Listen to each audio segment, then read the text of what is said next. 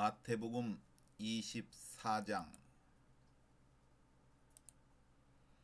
충성되고 지혜 있는 종과 악한 종.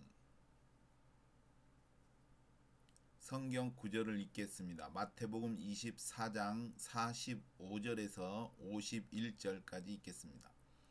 충성되고 지혜 있는 종이 되어 주인에게 그 집 사람들을 맡아 때를 따라 양식을 나눠줄 자가 누구뇨?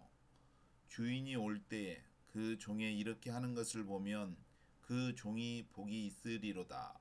내가 진실로 너에게 이르노니 주인이 그 모든 소유를 저에게 맡기리라.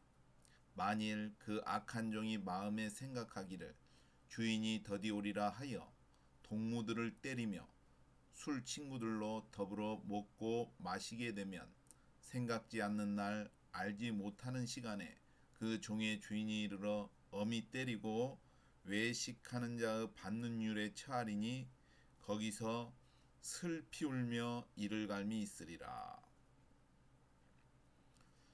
오늘은 이 구절들을 가지고 이야기를 해보겠습니다. 중요한 것은 마태복음 24장은 예수님의 재림을 이야기하고 있습니다. 다시 오시는 것이죠. 재림. 초림은 2000년 전에 마리아를 통해서 태어나 가지고 오신 것이고, 재림은 왕으로 오시는 겁니다. 심판주 왕으로 오시는 것이죠. 여기에서도 재림에 대해서 나오는 겁니다. 예수님이 주인이 올 때, 주인이 온다는 것이죠. 주인이 오는데 주인이 올 때에 나뉘어지는 것이죠. 즉 예수님께서 십자가에 계셨을 때 우편 강도와 좌편 강도가 있는데, 한쪽은 구원을 받고 한쪽은 구원을 받지 못하였습니다. 이게 한 강도는 낙원에 들어간 것이 허락되었는데 한 강도는 허락이 안 되었어요. 이게 아마 구원을 받지 못한 것 같아요. 마찬가지예요. 예수님이 올 때도 나눠집니다.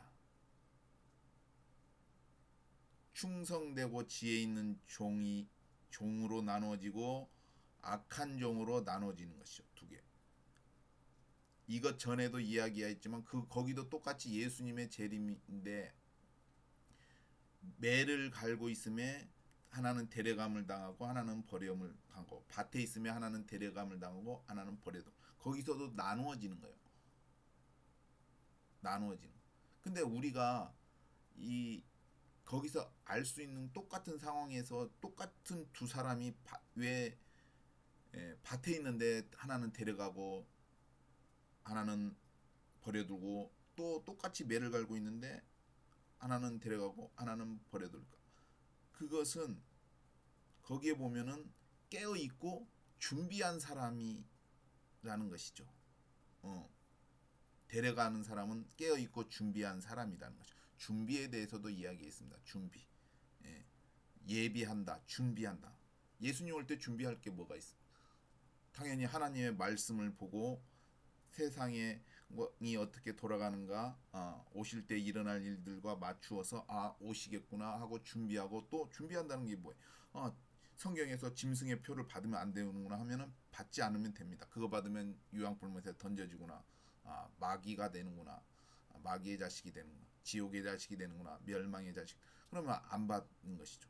그리고 믿음을 끝까지 지키면은 결국 구원을 받는 것이죠.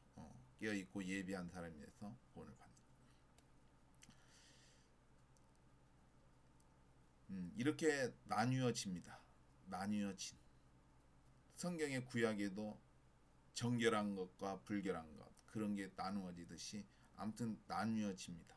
구원받는 것과 구원받지 못하는 것이 나누어지는데, 이제 읽어보겠습니다. 충성되고 지혜 있는 종은 종이 되어 주인에게 그 집 사람들을 맡아서 때를 따라 양식을 나눠줄 자가 누구뇨?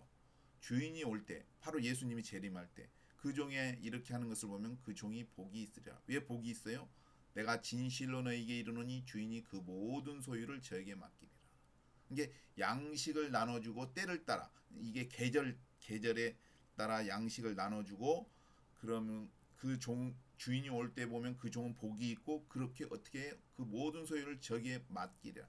그 모든 소유를 저에게 맡긴다는 의미에는 구원받았다는 의미가 포함되어 있는 겁니다. 데려감을 당한다. 그 의미가 있다는 것이죠. 그럼 이 양식에 대해서 생각을 해 보면은 아모스 8장 11절에 이런 말씀이 있습니다. 주 여호와께서 가라사대 보라 날이 이를지라 내가 기근을 땅에 보내리니 양식이 없어 주림이 아니며 물이 없어 가람이 아니요 여호와의 말씀을 듣지 못한 기갈이라 했습니다. 충성되고 지혜 있는 종이 뭐냐?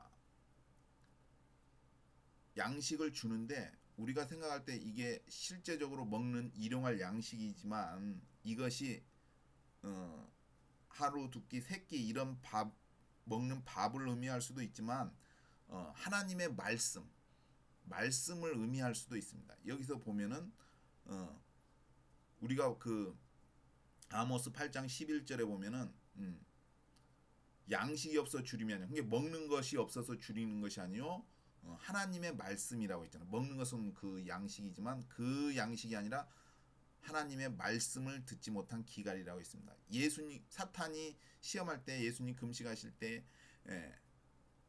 사람이 떡으로만 살 것이 아니요 먹는 것으로만 살 것, 물질적인 거 물질로 먹는 그 떡으로만 살 것이요 아니요 하나님의 입에서 나오는 모든 말씀으로 살 것이니라 했습니다. 그러면 우리는 그 말씀이 있습니다. 기록된 성경 말씀이 있지 않습니까? 이걸 날마다 읽고 그러면은 그게 양식이 되는 것이죠. 그냥 기록된 책이지만 기록된 말씀 성경 책이지만 그것이 우리가 읽고 계속 읽고 그 의미를 깨닫고 묵상하고 그러면은 그 말씀이 내 속에서 역사하면 바로 그 말씀이 내 안에 있기 때문에 살아있는 말씀이 되는 것이잖아요. 그죠? 그 살아있는 말씀이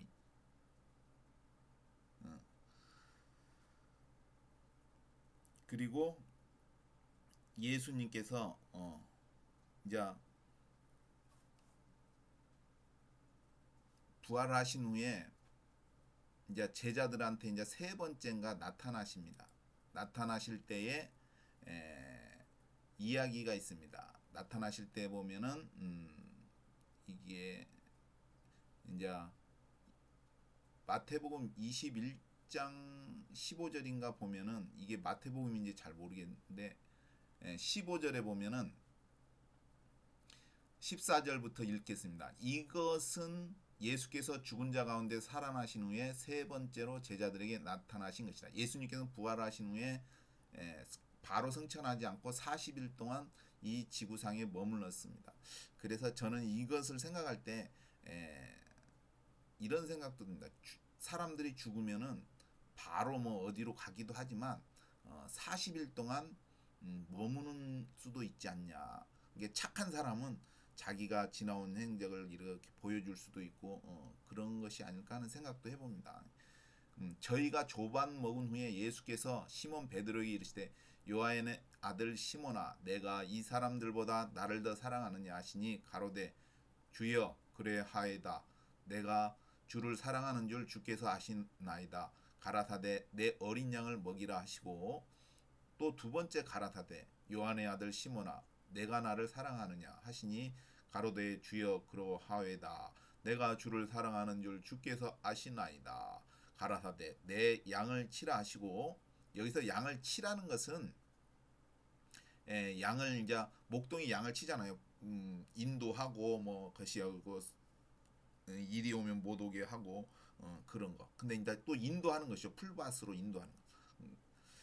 세 번째 가라사대 요한의 아들 시몬아 내가 나를 사랑하느냐 하시니 주께서 세 번째 내가 나를 사랑하느냐 하심으로 베드로가 근심하여 가로되 주여 모든 것을 아시오매 내가 주를 사랑하는 줄을 주께서 아시나이다. 예수께서 가라사대 내 양을 먹이라 했습니다. 이게 이제 베드로가 왜 근심을 했냐면 한 번 물어보는 게 아니라 두 번 물어보고 세 번째 물어보니까 그거 이제 예수님을 그 부인했던 것, 그 닭 울기 전에 내가 세 번 나를 부인하리라 하는 것이 아마 생각났을 거예요. 그래서 근심이 드는 거. 그래서 아 이제 내가 주를 사랑하는 줄 주께서 아시나이다. 근데 내 양을 먹이라. 이게 이제 양을 처음에는 어린 양을 먹이라. 내 어린 양을 여기서 그냥 어린 양을 먹이라는 게 아니라 내 어린 양. 예수님의 어린 양이죠. 이게 예수님께 속한 것을 말하는 거죠. 다른 양이 아니라 내 어린 양, 예수님께 속한 어린 양을 먹이라는 것이고, 그 다음에 이제 어린 양. 근데 그 다음에는 먹이란데 어린 양이가 아니라 내 양을 먹이라. 이건 이제 성장한 양이겠죠. 이게 내 양. 이게 내 양도 뭐예요? 바로 예수님께 속한 자들을 먹이라는 것이겠죠. 먹이라.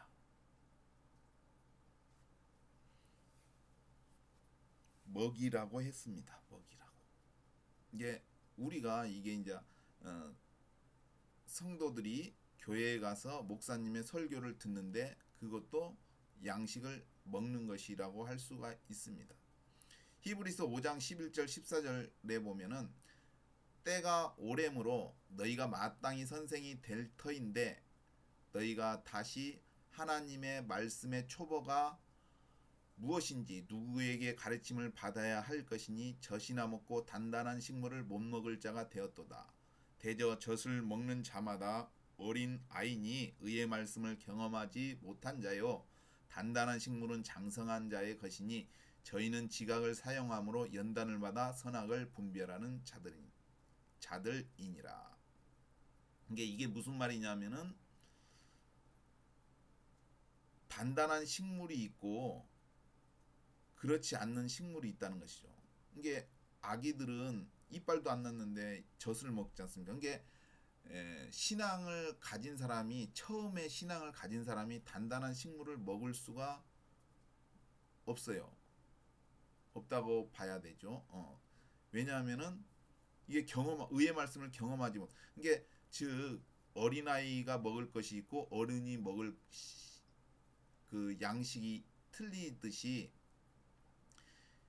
이 양식에 그래서 예수님께서 어린 양을 먹이라 내 어린 양을 먹이라 그 다음에 내 양을 먹이라 했습니다. 근데 이제 중요한 것은 무엇이냐면은 성장한 사람 단단한 식물은 장성한 자에게 그 장성한 자는 스스로 이 선악이 있어요. 이게 옳고 그름을 판별할 수 있는데 어린 양은 그 뭐냐면은 선악을 분별하는데 수가 없어요. 그게 이리 쏠리고 저리 쏠리고 그래서 막 이쪽으로 갔다 저쪽으로 갔다 할 수가 있어. 그래서 아무튼 어린 양부터 성장한 양까지 다 먹이라고 했어요. 먹인다는 것이 무엇일까 생각을 해볼 때에 이런 생각이 들어요. 이제 교회 가면은 이제 목사님의 말씀을 듣고 그 양식, 그 설교를 듣고 그러한 분위기에서 이제 장성하듯이 우리가 보면은 가정이 있어요. 가정이 있으면 자녀들이 있잖아요. 자녀들을 어렸을 때부터 양육을 하잖아요. 그죠? 양육을 하잖아요. 엄마가 젖도 먹이고 아버지가 이제 돈 벌어서 거시면 크고 또 그러면서 이제 밥도 먹고 이렇게 크잖아요. 성장을 하잖아요. 이렇게 키우는 거. 이게 부모들의 마음이 이게 목사님들 이게 설교하는 것, 양을 키우는 그 목자들의 그것과 같지 않는가 하는 생각을 해봐요. 이게 부모들이 부모들이 자녀들을 키우는 것이 그 목자가 양을 먹이고 어린 양을 먹이고 또 양을 치고 양을 먹이고 하는 것이 그것과 같은 것이 아닐까 하는 생각. 그래서 부모들이 그러한 사랑이 예수님의 사랑도 아닐까 하는 생각을 해봐요. 왜냐하면 예수님께서도 자신의 양들을 생각하는 거 아니에요. 사랑하니까 제자한테 그 종한테 베드로도 종이잖아요. 그 종한테 맡기잖아요. 내 양을 먹이라, 내 양을 치라, 내 양을 먹이라, 어린 양을 먹이라, 양을 치라. 그게 하나님이 그 사랑이 배어 있는 것 같아요. 그게 그 사랑이요. 그게 그냥 내가 너희를 고아버려 같이 버려두지 않냐고 너에게 오리라고 했듯이 예수님께서 이게 그런 제자들한테 그 맡기는 것 같아요. 맡기시는 것 같아. 예. 근데 그, 그 모든 소유를 누구에게 맡기냐? 저에게 맡기리라. 충성되고 지혜 있는 종에게 맡기는 거죠. 와서 보니까 이 종이 양식을 그래서 모든 소유를 맡긴다. 근데 이 맡긴다는 의미를 볼 때에 룰 오버 verily I say unto you 내가 진실로 내가 너에게 말하는데 that it shall make him rule over all his goods 그의 모든 상품 그의 모든 것에 대하여 룰 통치한다 맡긴다 룰 오버가 맡긴다는 것 근데 이 맡긴다의 의미를 이제 생각을 해보았어요. 맡긴다는 것이 무엇일까? 창세기 24장 2절에 보면 아브라함이 자기 집 모든 소유를 맡은 늙은 종에게 이르되 청컨대 내 손을 내 환도뼈 밑에 넣어라. 여기서도 and Abraham said unto his eldest servant of his house 이게 그 집의 최고 연장된 종인데 that ruled over all that he had 그가 가지고 있는 것의 모든 것을 맡겼다. rule over 똑같은 rule over입니다. put I pray thee 아무튼 the hand under my thigh 근데 이게 무엇이냐면은 중요한 것을 맡기는 거예요. 이게 어떤 내용이냐면은 구절이냐면은 아브라함이 이제 자기 독자 이삭에 대한 며느리를 구하기 위해서 그 모든 소유를 맡긴 종에게 이제 명령하는 거죠. 이제 부탁하는 것이죠. 그 내용입니다. 이게 소유를 맡긴다. 그거 뭐예요? 그 종이 그 물건들을 임의대로 자기들이 관리를 하는 거예요. 관리를 하는 거죠. 근데 이러한 맡긴다의 의미를 또 생각해보면 에덴 동산에서 아담과 하와가 있는데 아담과 하와가 그 에덴 동산의 모든 것은 하나님이 만드셨지만 아담과 하와가 관리하잖아요. 그들에게 맡겨진 거잖아요. 그죠? 그런 의미 맡긴다. 그 다음에 회사도 회사 주인이 있어요. 뭐 회사를 근데 대표이사가 있잖아요. 대표이사는 한테 맡기는 거잖아요. 대표이사가 그 회사의 주인일 수도 있는데 주인이 따로 있을 수 있어요. 근데 그 주인이 대표이사를 선출하면은 그 대표이사가 그걸 관리하잖아요. 그것과 같은 거. 그리고 또 어떤 뭐 부잣집 뭐 귀족들이 있으면은 집사 같은 게 있잖아요. 그거 다 하고 배트맨 같은 거 영화에 보면은 그 집사라는 사람이 있어가지고 다 관리를 하잖아요. 배트맨 주인이지만 그런 영화도 있듯이 그런 맡긴다는 의미를 생각을 해보고 있는 중입니다. 지금 그 다음에 농사를 지을 때도 나이가 들었어. 직접 농사를 못 짓잖아. 그러면 맡기는 거잖아. 그러면 기계 같은 걸로 막 거시하는 사람들이 이제 해가지고 이제 돈을 주든지 뭐 그 양식에 그 쌀에 얼마를 주든지 해가 맡기잖아요. 맡긴단 말이에요. 맡긴다는 의미. 근데 이제 여기서 맡긴다는 의미를 또 계시록에서 이제 한번 찾아보려고 해요. 그 왕노릇하다라는 게 있어요. 왕노릇하다. 이게 맡긴다는 의미가 아닐까? 그것과 같은 의미가 아닐까? 내용이 이제 맡긴다는 룰 오버 이거 통치하다, 맡기다 그런 의미지만 왕노릇하다는 레인 통치하다인데 같은 의미라고 생각이 들어요. 저는 그래서 그 부분 계시록에 있는 그 왕노릇하다를 생각해 보겠습니다. 여기서 이제 생각할 때는 맡긴다의 의미로 이제 의미를 한쪽에 두고 왕노릇하다를 이제 살펴보고자 합니다. 이게 어디에 나와 있느냐 하면은 그거에 앞서 이제 예수님께서 이제 제자들한테 그 아까 시몬의 아들 양식을 줄 때 먹이라 할 때 그 전에 예수님께서 무엇을 하시냐면 보면은 모닥불 피워놓고 떡하고 고기를 굽고 있었어요. 그것도 제자들한테 양식을 주는 것 같아요. 아무튼 이제 맡긴다로 하면 돌아가서 계시록에 보면은 계시록에 보면은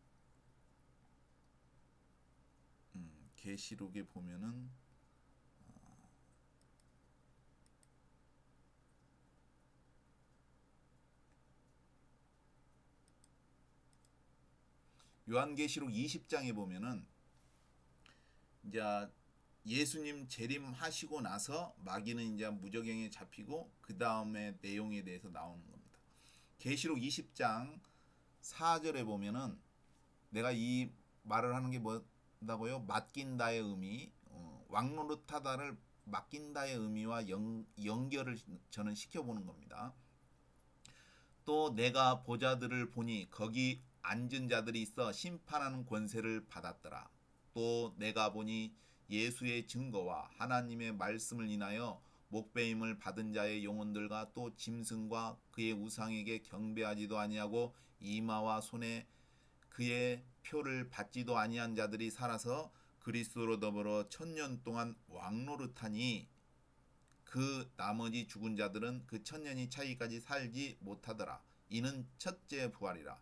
이 첫째 부활에 참여하는 자들은 복이 있고 거룩하도다. 둘째 사망이 그들을 다스리는 권세가 없고 도리어 그들이 하나님과 그리스도의 제사장이 되어 1000년 동안 그리스도로 더불어 왕노릇하리라 했습니다. 그래서 저는 여기서 왕노릇한다는 것이 맡긴다의 의미, 그 모든 소유를 맡긴다의 의미와 같다고 생각합니다. 아까 하나님께서 에덴 동산에 맡겼지 않습니까? 그럼 에덴 동산이 천국이라고 치면은 그 아담과 하와가 거기에서 맡은 거죠. 근데 우리가 천국에 들어가면 거기서 천국에서 관리를 하겠죠. 왕노릇하는 것이 그 의미라고 생각됩니다. 이 맡긴다의 의미. 그리고 이 부분에서 이제 보면은 몇 가지를 살펴보면은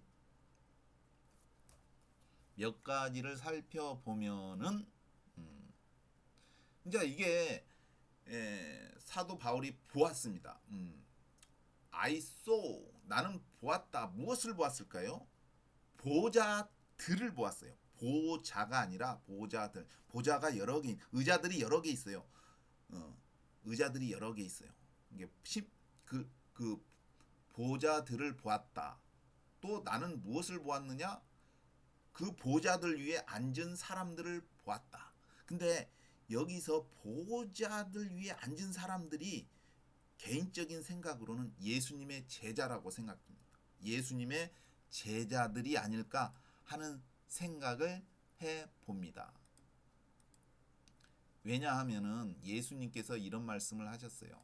보자들의 위에 앉은 자들이 누구냐? 예수님의 제자들이라고 생각을 해보았습니다.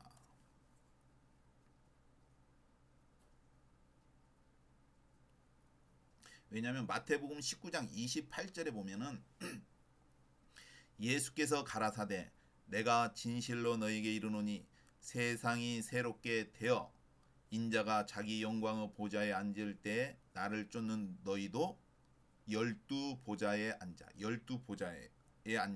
이스라엘 12지파를 심판하리라 했습니다. 즉 12보좌에 앉는다. 예수님의 제자들이 12보좌에 앉는다고 했습니다.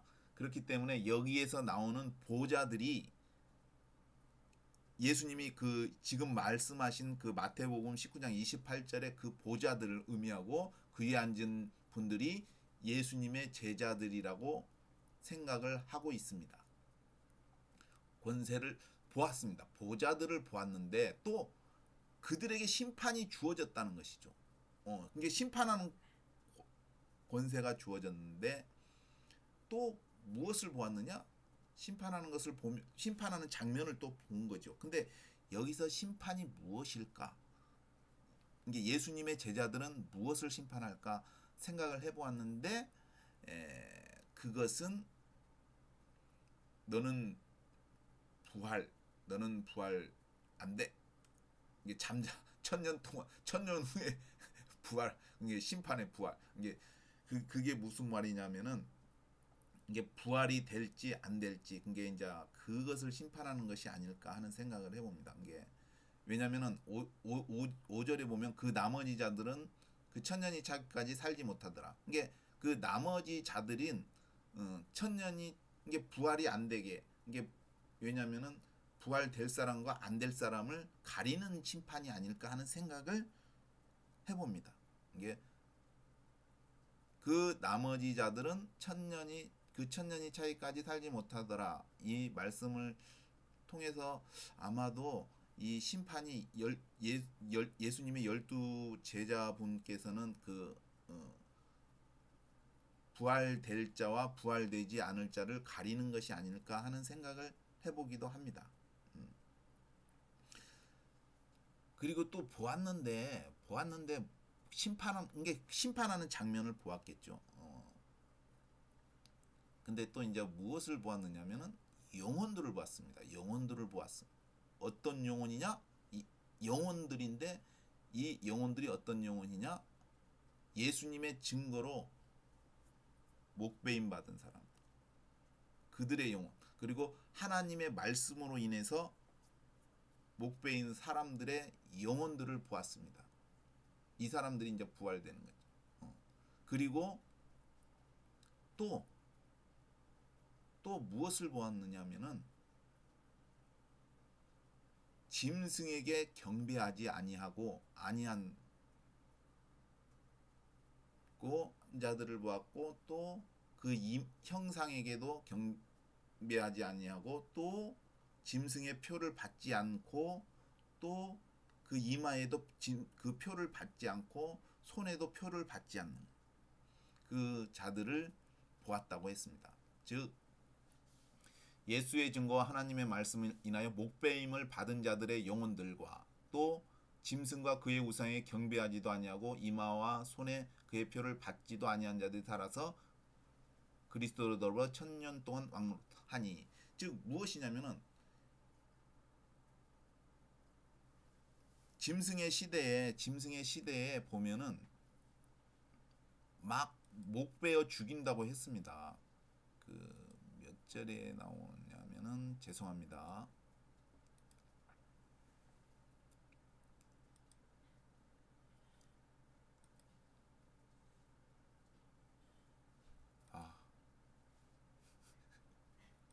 아무튼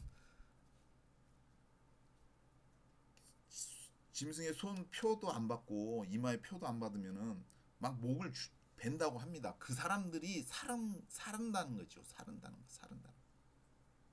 구절을 찾을 수가 없어. 아무튼 계시록에 있는 구절입니다. 이게 목배임을 받은 자들 영혼들 이 사람들이 언제 부활하냐면 예수님 재림 때 그 영혼들이 이제 부활하는데 예수님 재림하실 때 부활하는 거죠. 그 영혼들이 이제 살아나는 거죠. 살아나는 것이지. 휴거돼 가지고 살아나는 것이죠. 이제 심판대에서 12보좌 심판대 앞에서 이제 그들이 살아나는 것이죠. 이제 그래서 이제 천국에서 천년 동안 어떻게 해요? 왕노릇하는. 그래서 이 천년 동안 왕노릇하는 것이 아까 설명한 그 뭐냐면은 설명한 그 모든 소유를 맡긴다. 왕노릇한다와 같다고 생각합니다. 그리고 이제 그리스도의 제사장이 돼요. 왜 왕이 아니고 제사장일까요? 이들은 여기서 제사장은 왕과 같은 의미예요. 그게 뭐냐면은 그저 항상 설명을 하지만 왕은 한 사람이에요. 왕이 둘이 아니고 왕은 오직 한 사람뿐인데 제사장은 여러 명이에요. 제사장은 여러 명이 될 수가 있어요. 근데 그게 무슨 말이냐? 이게 여기서 그리스도의 제사장은 왕이라는 의미나 마찬가지예요. 왕과 동격이에요. 이게 왕은 한 사람뿐이니까. 이게 이 제사장들이 각각의 왕의 그러한 권세와 능력이 있다는 거죠. 이게 동급이 있는 거죠. 음. 그러한 것을 이게 우리가 쉽게 말해서 조선 시대든지 왕이 있지만 현재 사람들이 그 왕과 같은 그보다 더 향상된 과학 문명을 누리는 거잖아요. 조선시대 왕이 아이스크림 쉽게 먹지 못하잖아요. 뭐 석빙고에서 뭐 먹을 수 뭐 어른 것이 우리는 슈퍼에 가면은 먹을 수 있잖아요. 왕보다 그 조선시대 왕보다 더 나은 삶을 살 수 있는 거죠. 모든 사람들이. 이게 왕은 한 명인데 제사장은 여러 명. 이게 왕 같은 그런 것이란 얘기죠. 이게 여기서 이제 그 천년 동안 왕노릇 그리스도로 더불어 천년 동안 왕노릇한다. 이 왕노릇하는 것이 아마 그 소유를 맡긴 것과 같은 의미라고 생각합니다. 그 다음 이제 악한 종에 대해서 이제 살펴보겠습니다. 악한 종.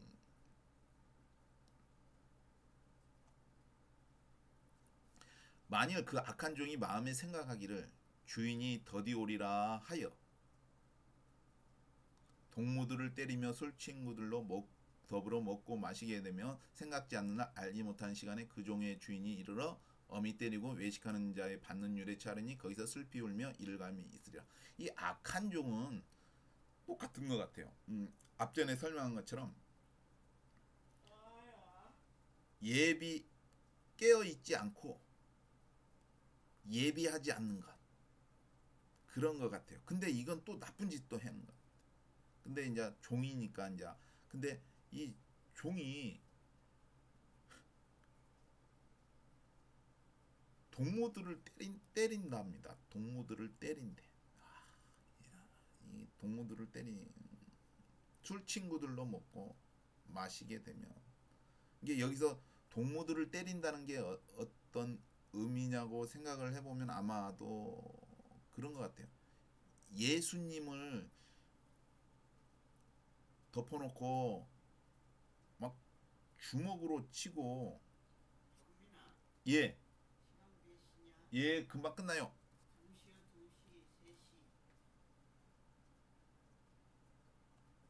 예수님을 주먹으로 치고 또 그 하속들은 막 손바닥으로 때리면서 야, 너 때린 자가 누구냐? 네가 선지자니까 너 때린 자가 누군지 맞춰봐라. 그런 식으로 이게 막 주먹으로도 치고 막 때리고 한 거 그런 의미가 아닐까 생각을 해요. 어.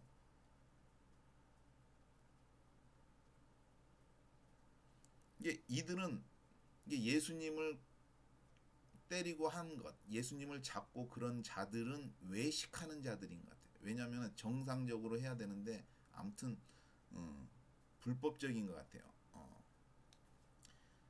이게 그렇게 때린 것이 그런 의미라고 생각해요. 악한 종인 게 때린 것. 응? 그래서 예수님이 말했잖아요. 만일 내 오른손이 너로 범죄케 하면 그 예수님을 때린 사람들은 그 손이 범죄를 한 거잖아요. 죄악을 손에 죄악의 가루가 있듯이 그 손이 있으면은 천국에 못 들어가. 손이 잘라야지 천국에 들어갈 수 있을까요? 과연? 여기 그 다음을 한번 보겠습니다. 주인이 왔는데 생각지 않는 날 알지 못하는 시간에 종의 주인이 이르러. 이것도 종의 주인이 이르는 건 예수님의 재림이에요. 근데 생각지 않는 날 알지 못하는 도적같이 오는 거예요. 이게 준비하지 않은 거죠. 늦게 오니까 흥청망청하자 그렇게 하는 거죠. 근데 어미 때리고 외식하는 맞는 율에 처하리니 거기서 슬피 울며 이를 갈미 있으랴. 근데 이 말이 엄청나게 무시무시한 말이에요. 제가 생각할 때는 엄청나게 가장 무시무시한 말은 예수님께서 하신 말씀이 있습니다. 몸은 죽여도 영혼은 능히 죽이지 못하는 자들을 두려워하지 말고 오직 몸과 영혼을 능히 지옥에 멸하시는 자를 두려워하라. 이 말이 가장 저는 무시무시한 말이라고 생각해요. 왜냐하면 유황불못에 던져 넣는 수 있는 권세를 가지신 하나님을 경외 무시무시할 수도 있다는 거죠. 근데 이 말은 엄히 때린다는 게 이 때리고 외식하는 자의 받는 율에 처하리니 한때 이 때린다는 의미가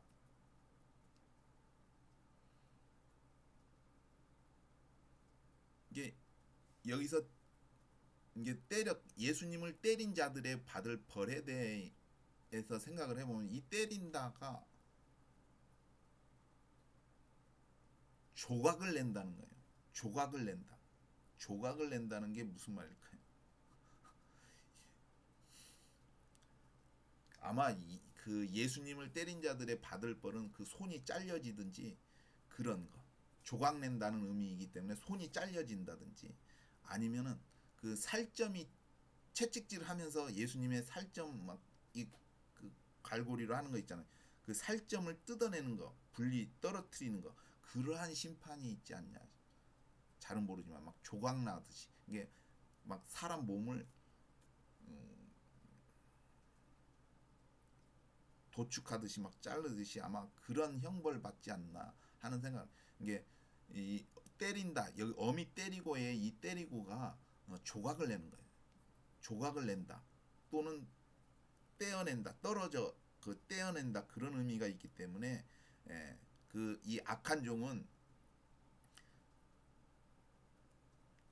몸이 조각이 나든지 뭐 손이 잘리든지 다리가 잘리든지 그런 조각 나든지 아니면은 살점이 떨어져 나가는 그러한 벌을 받는 거라고 생각합니다.